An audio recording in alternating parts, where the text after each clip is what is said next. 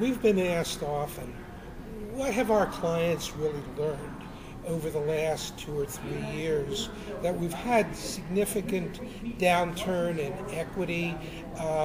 It's running a business like a business, not believing that they're infallible, but understanding that by running a business like a business, watching their costs, making sure that the assets that they actually own, they're looking over very, very carefully, that in fact they are meeting all of the restrictions on the properties, their property management groups, whether they be internally controlled or externally hired, are in fact doing a real good job in managing the properties. When they're developing, they're very careful in the sites that they're selecting. They're selecting sites after they've done a very in-depth market study.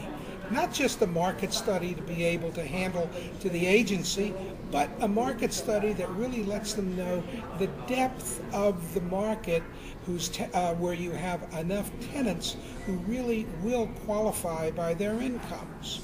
They're also looking, by the way, from a location standpoint, because they do know that because of CRA benefits, that if they can develop properties in CRA, Community Reinvestment Act, footprints of large financial institutions, it may be easier for them to get equity, and in getting equity, perhaps getting enough equity to actually make their transaction work.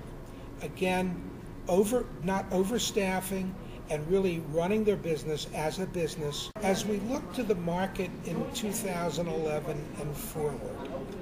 Right now, there is a slight mismatch. There's more investor interest than there are properties. But, investors have been looking at 9, 8.5% returns. It's very difficult to make an 8.5% return deal actually work without having subsidies, some form of gap financing. Well, guess what? There's a limit on that. A lot of the states are out of soft money. A lot of the counties are out of soft money. It's going to become harder and harder for that to actually happen. However, right now, there is a very active interest. We have insurance companies, we have financial institutions, and we also have commercial businesses that are looking for ways to invest excess proceeds that they may have and get a fair and reasonable return.